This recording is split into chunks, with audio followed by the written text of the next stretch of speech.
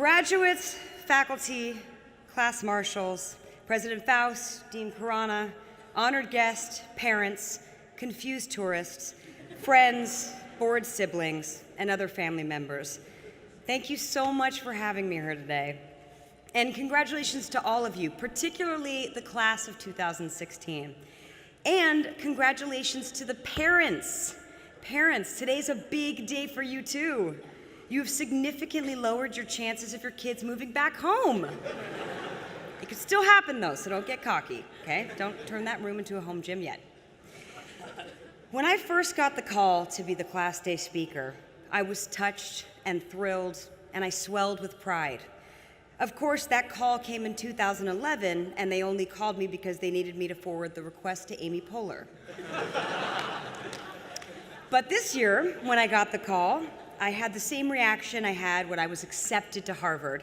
Wow, a bunch of people said no, and they had to go to the waiting list. That's true, I was on the waiting list. Nonetheless, this is a dream come true, so thank you for allowing me to be here today. I graduated from this esteemed establishment in 1997. 19 years ago, I was right where you are. I was poised to receive the highest collegiate honor in the world. So naturally, I slept through my alarm and was woken up by my boyfriend's roommate. Panicked and hungover, I checked my pager. That was cutting edge back then, by the way. And as I bolted to the yard, I threw on my cap and gown like I was in a John Hughes movie and made it just in time for commencement. I wish I could say a lot has changed since then. Fortunately, the exact same montage played out this morning, minus the cap and gown, plus a newly chronic knee problem, which slowed me down. And obviously, I have a much nicer pager now. Just standing here in Harvard Yard, I can easily transport myself back in time. I made so many wonderful memories here on this campus that will last a lifetime. Taking a quick power nap backstage at Sanders before an Opportunes jam, catching some truly impressive Z's in Lamont Library, falling asleep being anywhere near the Science Center. And then some non-sleep related memories, like pre-gaming for a 90s dance at Elliott House, which at the time we just called a dance. Hooking up with someone in Kirkland so I wouldn't have to walk all the way back to Courier. Hooking up with someone in Dunster A entry so I wouldn't have to walk all the way back to Dunster C entry. In short, I really took advantage of the best Harvard had to offer. By the way, I love that you guys always applaud for your houses. And I wanted to test that out and see if I could, say anything about any Harvard house and get applause. So let's try it out. Adam's house! What's up, Lowell? The fifth best house is Winthrop. Mather House, you're an eyesore. Really? That works? Wow, that's amazing. Yeah. And students, I know that you may be sad to be leaving college, and you should be, but if you're lucky, your memories will follow you forever. Even though they live all over the world, many of my closest friends are still the ones I made right here in the yard. And I've been lucky enough to work with several of them. For example, Michael Schur, class of '97, who was a writer on The Office, creator of Brooklyn Nine-Nine, and most important to me, creator of Parks and Recreation. But before all that, he was my first romantic co-star ever in the 1993 Leverett Old Library production of the not-so-classic play Love, Sex, and the IRS. The play opened every night with Mike and me making out on a couch. And 20 years later, Mike and I have birthed a rule-breaking, chestnut-haired, cunning, naive, sophisticated, newborn baby sunfish nurse named Ann Perkins. So the moral of the story is, if you make out with someone in Leverett Old Library, you're guaranteed at least a network sitcom. If you make out in Quincy Cube, you're lucky if you have a web series in your future. An extended, suggestive hug in the Courier dining hall means nothing. You get nothing for that. Believe it or not, though, I didn't leave Harvard with ambitions to make it in Hollywood. No, I left Harvard to make history. And I'm proud to say you're watching history being made right now. Yes, ladies and gentlemen, it's true. I am the only second generation class day speaker at Harvard in the history of mankind. Thank you. Huge accomplishment today. And as they mentioned, my father, Quincy Jones, was my Class Day speaker in 1997. So, hopefully one of you graduates out there is my illegitimate child, and you will be up here speaking in 20 years. Don't laugh, it's possible. I was pretty hungover right about the time all of you were conceived. Just kidding, I don't have kids. Or do I? I don't. Maybe I do. No, seriously, I don't, and I really don't appreciate you pressuring me about this. As I look around, though, I'm reminded of not only how Harvard influenced me, but also how I influenced Harvard. I was always very outspoken politically. For example, there was an important, some would say, historic moment in 1995. My sophomore year, a frozen yogurt machine was installed in Courier House. As to be expected, lives were changed. And I just reread the inspirational quote I gave the Harvard Crimson about that froyo machine. It provides automatic gratification, says Rashida Jones, class of 97. All you have to do is pull down the lever. And that, my young friends, is what I'm here to tell you today. All you need to do in life, whoa. Everything okay? That's what I'm here to tell you today. All you have to do in life is pull down the lever. I'm just kidding. Could you imagine if I gave a whole speech about fro? You guys would be so bummed. Okay, and my illegitimate child would never get a chance to speak here in 2038 or whatever. So as you embark on your real-world journey and leave behind the ivy-covered, cereal-stocked dorms of Harvard, I do feel it's my responsibility to tell you something meaningful, something that will not only inspire you, but also arm you with a key to unlocking future opportunities. After all, as Harvard graduates, this commencement is literally the only time anyone will be rooting for your success. America loves an underdog, and you are not underdogs. You are now the opposite of underdogs. It doesn't matter if your application was a sob story. It doesn't matter what financial and personal obstacles you've overcome. It doesn't matter if you're the first person in your family to graduate college and your grandma is crying right now. Tears of joy, tears of the American promise, tears of generations who sacrificed and lived and worked and died so that you could stand here and accept a diploma and fulfill a century's worth of dreams. No one cares. Because now you're Harvard graduates. Yes, you are overdogs. Get used to it. Anytime someone asks you where you went to school and you answer Harvard, they're going to say, "Oh, Harvard, okay, I get it, you're smart, stop bragging." Everyone's just going to assume that you went to college with Malia Obama, even though you just missed her. So by the way, start practicing your lies right now about how you were her classmate. "Oh, Malia, yeah, we were really close. We took Ec 10 together, which is a very intimate class. And I remember saying to Malia, I bet you learned a thing or two about economics at the White House." We had a good laugh, Malia and I. She's great.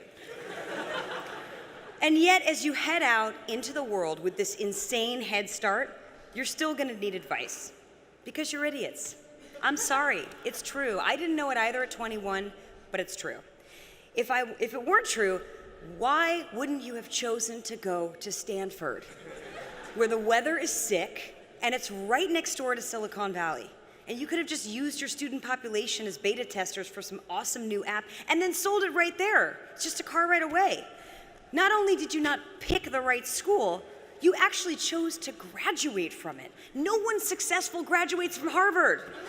As mentioned, Matt Damon, William Randolph Hearst, Bonnie Raitt, Bill Gates, Mark Zuckerberg, dropouts. Can you name anyone cool who did graduate from Harvard? No. I looked it up, and there's not a single example of a successful person that graduated from Harvard.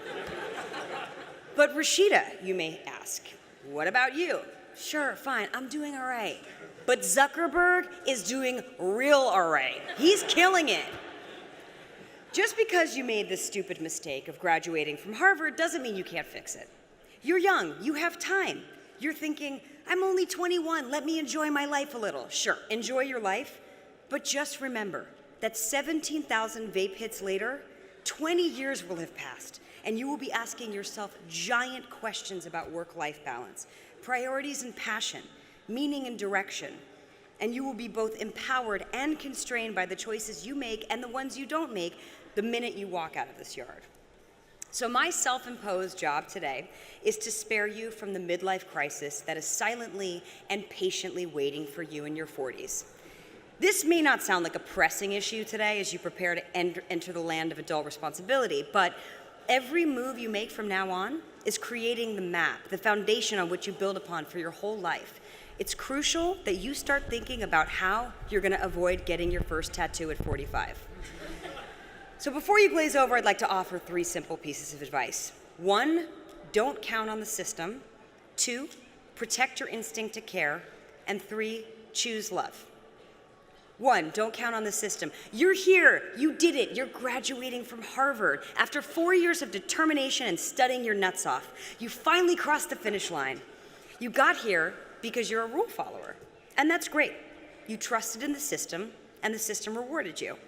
You did all the right things. You were the star of your high school. You got the grades. You were in all the extracurricular activities.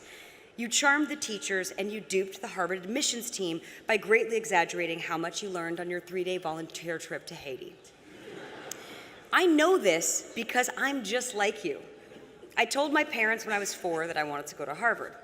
I recognized that on the path to getting there were concrete linear steps to be executed, and I loved the inherent structure in that. I respected authority. I trusted in the system. I really liked those walk and don't walk signs. I believed that I would always find wise, experienced people at the helm of well-run and fair enterprises, and that these people would exercise power and distribute opportunity with thoughtfulness and nobility, and that I couldn't possibly understand the complexities of their process. There would always be a collective that would know more than I. And even if I didn't have empirical proof that I should trust in them fully and wholly, I just had to, because that's just the way things worked. After graduating, I spent the next 10 years enjoying a decent amount of success as an actress. I could support myself, which, in an overcrowded, unmeritocratic system like Hollywood, is a big accomplishment. Fast forward to 2007, where I found myself in a bit of a rut. I'd just come off a great year-long stint guest starring on The Office, my biggest break to date. But once again, I was back to pounding the pavement, auditioning for movies and TV. And with the threat of an upcoming writer's strike, there wasn't a ton of production, so there wasn't a ton of auditions. And the stuff I was going in on for was the wife, the sassy best friend, the girlfriend, you know, your run-of-the-mill, two-dimensional supporting female parts. As the dry spell continued, I found myself increasingly demoralized and frustrated. I had always wanted to write, but felt too daunted by the task. And being surrounded by talented professional writer friends didn't really help. It felt silly to start down a new path in my 30s. But I channeled my frustrated, unemployed energy, and with my best friend, Will McCormick, we sat down every day for 6 months until we had completed a movie script. It was called Celeste and Jesse Forever, and we sold it in a bidding war to Fox Atomic, which is a subsidiary of Fox. They wanted to make the movie for $16 million. We did it. It was the greatest accomplishment of my life. I circumvented the system. And then the system changed. A month later, Fox Atomic folded, and then began a 2-year journey of watching my script go down with the whole business of major studios making smaller films, the ones that are neither big budget franchise nor tiny independents. We sold our script again to another company, and they folded 6 months later. We sold it to another company, they folded. Then yet another film financing company who wanted to make it folded. We were shutting down companies all over town. Finally, we realized that with the old system crumbling, we had to find another way. We now had a very short window that was slowly closing. If I couldn't find financing and start filming in a month, I would lose my actors, my crew, my director, and probably my mind. I had called in every favor from everyone I knew. I had put everything on the line. So we said, screw it, let's just make this movie however we can. We got lucky and found an investor, thank you for Everly Nelson, and made the movie for $840,000. Now, that might sound like a lot of money. I mean, $840,000 is almost a year of Harvard tuition. But in the film business, it's peanuts. We sold the film at Sundance, had some pretty nice reviews, and got an Independent Spirit Award nomination for writing. Launching my writing and producing career felt like a milestone, but more importantly, I overcame my own compulsion to work within the system. Even after 40 years, I have a hard time accepting that the people in charge are not always the most competent. Now I'm a realist. I work for myself. If I hit a wall, I look for ways outside the system to get things done. The hard fact is this: the real world doesn't reward rule followers the way the educational world does. And the real world is not always merit-based. The institutions and organizations we yield to and trust in to support our success, whether they be employers or government, are flawed. They have objectives that will most likely conflict with our own. I'm not suggesting you should act on your own self-interest, but be on guard, be agnostic. Don't just follow the rules and assume everything works out because it's happened that way in the past. Just because they've been doing it a long time does not mean it's right. In fact, historical precedents and traditions are often brimming with injustice and racism and sexism. Yes, hasty pudding theatricals, I'm talking to you. I think it's time to break tradition and let girls in your show, right? It's time. Speaking of change at Harvard, there's been a lot of wonderful advances even since the time I graduated. Back then, Harvard had not even had a woman as president, and a Black Jewish female class day speaker is with you today, so that's a little more history. I also understand that the final clubs are now facing pressure to admit women, including the notorious Porcellian Club. The rumor we always heard was that the Porcellian would give $1 million to any alumnus who wasn't already a millionaire by age 40. That's awesome if it's true. So if they start admitting women, let's see, what's 79% of a million? Anybody know? No? Okay. But back to you. In addition to other benefits, unlearning your rule-following instincts will allow you to get to know yourself in a real way. For the last 4 years, your identity has been wrapped up in this institution. And look how proud you made the people around you. But what about you? Outside of what's expected from you, what path do you really want to take in life? What are you prepared to tolerate to realize that path? Or are you waiting for someone else to define that path for you? As a fellow rule follower, I can also tell you that it's very painful when the things you believe in start to show their cracks and their imperfections. No job or employer or mentor will ever be the answer you want them to be. I spent my younger years hoping and praying that someone would give me a break, that someone more successful and knowledgeable than I would show me the way and save me from making mistakes. But everyone is dealing with their own flaws and egos. Don't get me wrong, I've been lucky enough to work with some tremendously talented, humble, and hardworking people, but none of them has had the answer for me. Here's the simple truth. You are the only one who could create the life you want, and you may have to break some rules to do that. Now, I'm not suggesting that you drop out of society, liquidate your bar mitzvah money, and take up kite surfing in Kauai. I mean, do that if you want, because it sounds kind of awesome. I'm only saying this. You're the only one who can create a system that's going to work for you, and that needs to start right now. Number 2, protect your instinct to care. Now I'm going to speak for 85 minutes about your instincts. I'm just kidding. This is going to be short. I'm not going to tell you to be the best or dream big or get rich because A, it's not the 80s, and B, I'm a little bit bored with the American dream of wanting to be rich or being rich and gloating about it publicly, even on a campaign trail. Seriously, what is going on? It's officially embarrassing.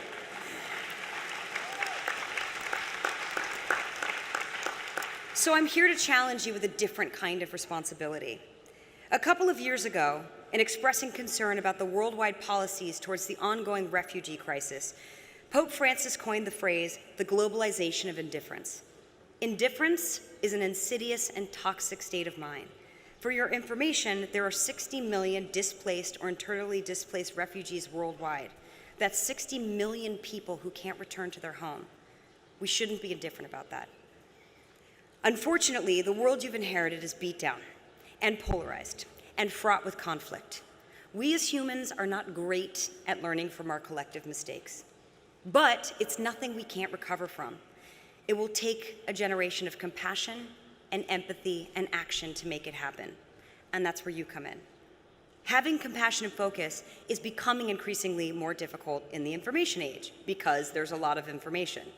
It's hard to care about something for very long because before you know it, there's an even newer breaking news story, or the ding of an email, or a Facebook notification begging for you to care about it. Changing focus quickly is now a required survival skill. The good thing about the internet is that everyone has a voice. Yay! The bad thing about the internet is that everybody has a voice. Boo! There's space carved out for the whole spectrum. This disenfranchised, marginal groups who finally have a platform to talk about the injustice they've endured, but also the hateful, the anonymous, and the uninformed. And unfortunately, those voices are loud. In the face of all that noise, it's harder than ever to stay committed to do the things you really care about.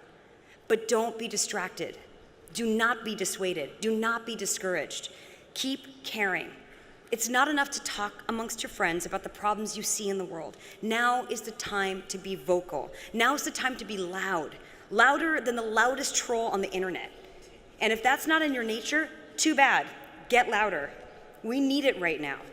As a college-educated, worldly young person, you are obligated to be loud, to rise above the fear-mongering and bigotry and misinformation, to make yourself heard through all the noise. And you can be heard. It's possible. The way to really be heard is to do even more than you say. People tend to find it a little annoying for celebrities to be vocal about politics. And I get it. I know. I'm an actress. I'm not a world leader. And the line of reasoning is these bright, shiny objects get more airtime, not because they're more informed or they're any smarter, but just because they played some badass hero in a movie and they think they know everything. I've often been told by trolls to stick to acting or to shut up because I'm a stupid celebrity. But you know what? I don't care. I don't care. There's too much to fight for. The equality and respect that people before us have fought for and the laws put in place to protect these things are at risk of slipping away. Young, unarmed black men are being killed in record numbers. States are passing laws that are systematically stripping away women's reproductive rights. A presidential candidate is encouraging his supporters to be violent and racist and wants to ensure that there are no gun-free zones in this country. While we're distracted with pretty Instagram shots of coffee and celebrity breakups, our freedoms are at risk of slipping away. And to me, this issue is more important than smiling pretty and talking about how much fun I had on a movie set. I am aware this could make me unlikable. I'm aware that being political could open me up to criticism.